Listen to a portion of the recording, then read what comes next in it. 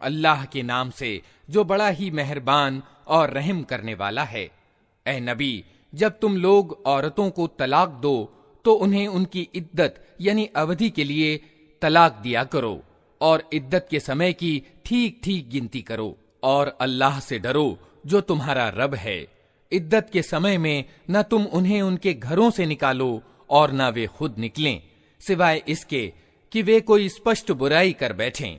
ये अल्लाह की नियत की हुई सीमाएं हैं और जो कोई अल्लाह की सीमाओं का उल्लंघन करेगा वो अपने ऊपर खुद जुल्म करेगा। तुम नहीं जानते, शायद इसके बाद अल्लाह मेल मिलाप की कोई सूरत पैदा कर दे। फिर जब वे अपनी इद्दत की अवधि के अंत पर पहुंचें तो या तो उन्हें भले तरीके से अपने निकाह में रोक रखो या भले तरीके पर उनसे अलग हो जाओ और दो ऐसे आदमियों को गवाह बना लो जो तुम में से इंसाफ करने वाले हों। और ए गवाह बनने वालों, गवाही ठीक ठीक अल्लाह के लिए अदा करो।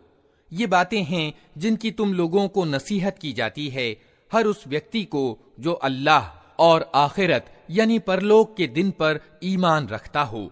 जो कोई अल्लाह से डरते हुए काम करेगा, अल्लाह उसके लिए कठिनाइयों से निकलने का कोई मार्ग पैदा कर देगा और उसे ऐसे मार्ग से रोजी देगा जिधर उसका गुमान भी न जाता हो। जो अल्लाह पर भरोसा करे उसके लिए वो काफी है। अल्लाह अपना काम पूरा करके रहता है। अल्लाह ने हर चीज के लिए एक तकदीर नियत कर रखी है। और तुम्हारी औरतों में से जो मासिक धर्म से निराश हो चुकी हों, उनके मामले में अगर तुम लोगों को कोई शक हो रहा है तो तुम्हें मालूम हो कि उनकी इद्दत 3 महीने है और यही हुक्म उनका है जिन्हें अभी हैज न आया हो। और गर्भवती औरतों की इद्दत की सीमा उनके बच्चा पैदा हो जाने तक है। जो व्यक्ति अल्लाह से डरे उसके मामले में वो आसानी पैदा कर देता है। ये अल्लाह का हुक्म है जो उसने तुम्हारी ओर उतारा है। जो अल्लाह से डरेगा, अल्लाह उसकी बुराइयों को उससे दूर कर देगा और उसको बड़ा बदला देगा।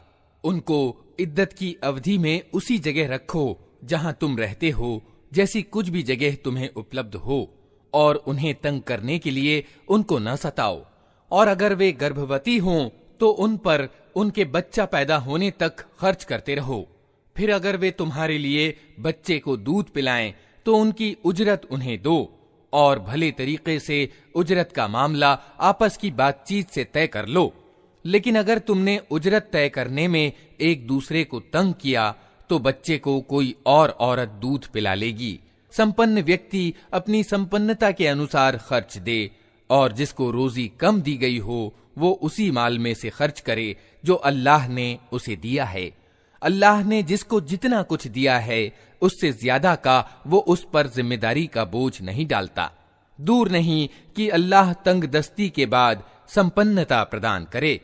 कितनी ही बस्तियां हैं जिन्होंने अपने रब और उसके रसूलों के आदेश की अवहेलना की तो हमने उनसे कड़ा हिसाब लिया और उनको बुरी तरह सजा दी। उन्होंने अपने किए का मजा चख लिया और उनका कार्य परिणाम घाटा ही घाटा है। अल्लाह ने आखिरत में उनके लिए सख्त अजाब तैयार कर रखा है। अतः अल्लाह से डरो ए बुद्धिमान लोगो जो ईमान लाए हो। अल्लाह ने तुम्हारी ओर एक नसीहत उतार दी है, एक ऐसा रसूल जो तुमको अल्लाह की साफ साफ हिदायत देने वाली आयतें सुनाता है ताकि ईमान लाने वालों और अच्छे कर्म करने वालों को अंधेरों से निकालकर प्रकाश में ले आए। जो कोई अल्लाह पर ईमान लाए और अच्छा कर्म करे, अल्लाह उसे ऐसी जन्नतों में दाखिल करेगा जिनके नीचे नहरें बहती होंगी। ये लोग उनमें हमेशा हमेशा रहेंगे। अल्लाह ने ऐसे व्यक्ति के लिए उत्तम रोजी रखी है। अल्लाह वो है जिसने 7 आसमान बनाए और जमीन की किस्म से भी उन्हीं के सदृश्य। उनके बीच आदेश उतरता रहता है। ये बात तुम्हें इसलिए बताई जा रही है ताकि तुम जान लो कि अल्लाह को हर चीज की सामर्थ्य प्राप्त है और ये कि अल्लाह का ज्ञान हर चीज को अपने घेरे में